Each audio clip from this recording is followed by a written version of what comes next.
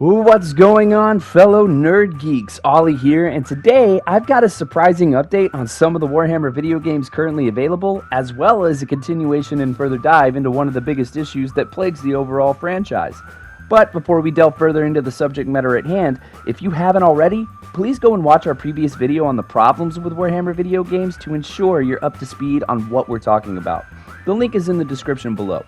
Don't worry, I'll wait.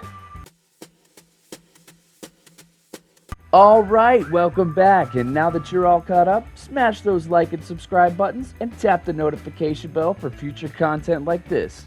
Now let's jump into it.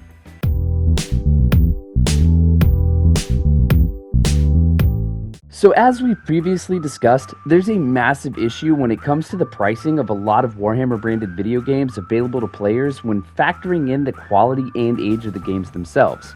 And while user AshenKnight116 points out in the comments of the previous video that the age of a game doesn't necessarily mean its price should drop, as there are several other games that have maintained their high prices over the years, such as Black Ops 2 and Sea of Thieves, we also have to recognize that those titles still maintain very large and active player communities.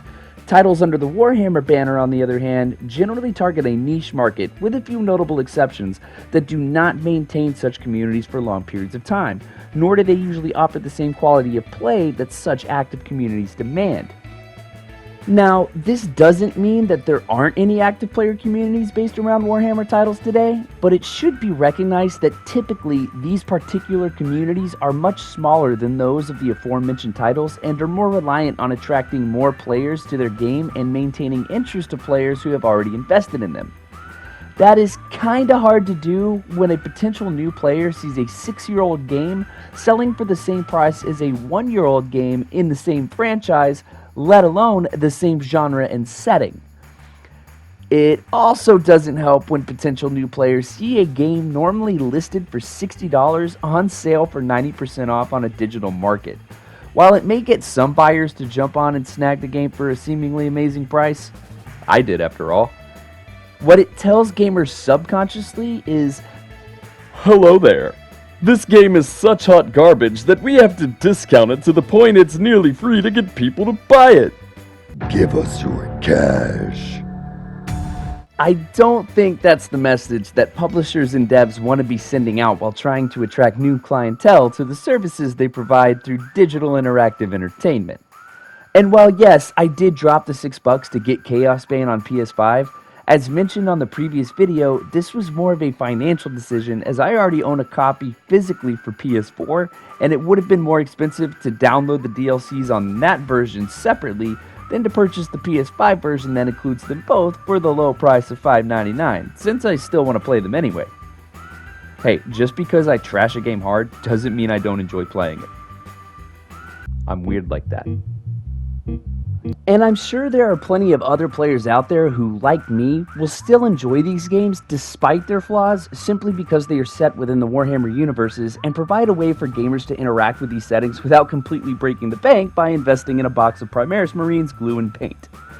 But for casual gamers, the high cost for a lot of these titles is enough to drive them away, weakening the already niche player base that exists for these IPs, as well as increasing the risk of losing players who have already invested in them because they're sick of feeling ripped off. It also doesn't help when certain games are released at a time that seems to be capitalizing on market trends and interest generated by other IPs, only to deliver underwhelming gameplay and lackluster experiences to the players who opt to pay the high price tags associated with them. In a comment on the previous video, user Nameless38294 mentioned that Age of Sigmar Realms of Ruin and Baldur's Gate 3, aside from both being fantasy titles, have no similarities and are completely different games. Now, while that is true, that is also kind of the point. Baldur's Gate 3 is a turn-based dice roll RPG, and Realms of Ruin is a real-time strategy.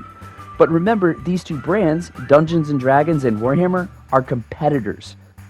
It is almost impossible for me to ignore the fact that both games, which utilize the core mechanics from their tabletop counterparts respectively, just so happen to be released within months of each other for a similar price.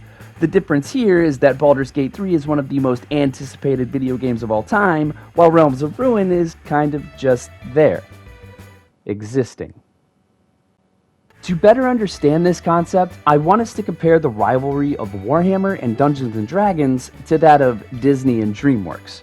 You see, for years, both studios have released films with similar settings and plots around the same time as their rival. Examples of this include Finding Nemo and Shark Tale, A Bug's Life in Ants, and The Emperor's New Groove and The Road to El Dorado. Now, the DreamWorks films are entertaining, and Road to El Dorado is one of the most underrated animated films of all time. But audiences generally agree that the Disney movies are far superior to their rival releases. The same can be, and usually is, said about Warhammer and Dungeons & Dragons, with most D&D video games and media receiving generally higher praise than the game's workshop IPs.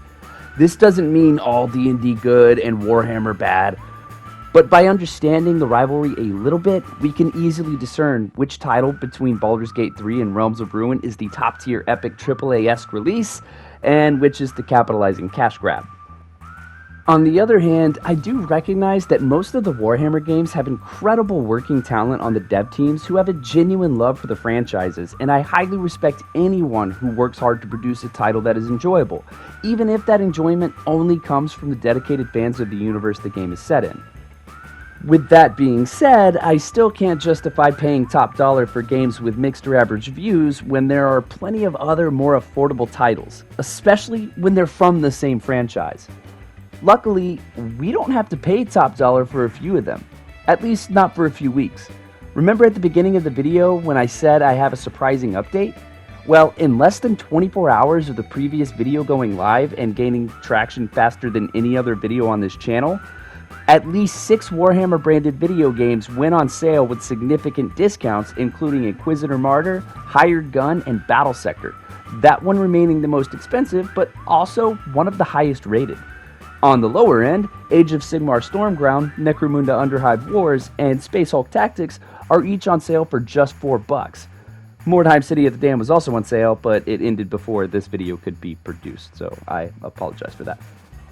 Now, is it possible that somehow, through the work of the algorithm, that some people who happen to work for the publishers of these games just happened to see my video, heard me say I'd like to play these games but not for the price they're asking, and just happened to see the comment section and a number of people agreeing with what I had to say, and then just so happened to decide that it might be time to lower some of these prices and be fair to the loyal fanbase who have remained despite the absurd cost to play some of these games? Yeah, probably not. But I definitely did take advantage of being able to get all 7 games that were on sale at the time, which really could have been more considering some were already in my library, so I couldn't see if they were also on sale or not. But now, thanks to that sale, I've got plenty of material for future videos on Warhammer games. This is a Warhammer channel now. That's it. That's how it goes. And even better, I've got some brand new B-roll, baby.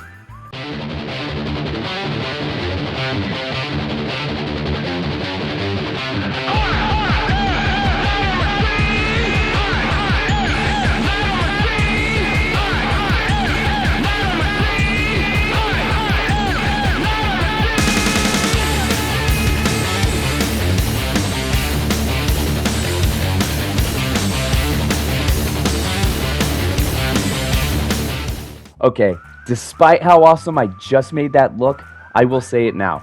I am so glad I did not pay full price for those titles.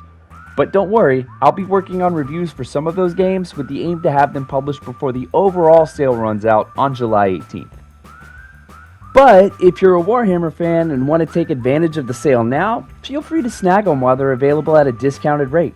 Or just let it pass and wait around until the next sale. It's bound to happen again. I do still think it's a funny coincidence, though, that those games went on sale right after my last video posted. Come on, like some small channel on YouTube with barely any views or subscribers could influence a large company like Games Workshop or its associated publishers to lower their rates? I'm the reason they dropped the prices because of me. Now give us Judah's blood and teeth.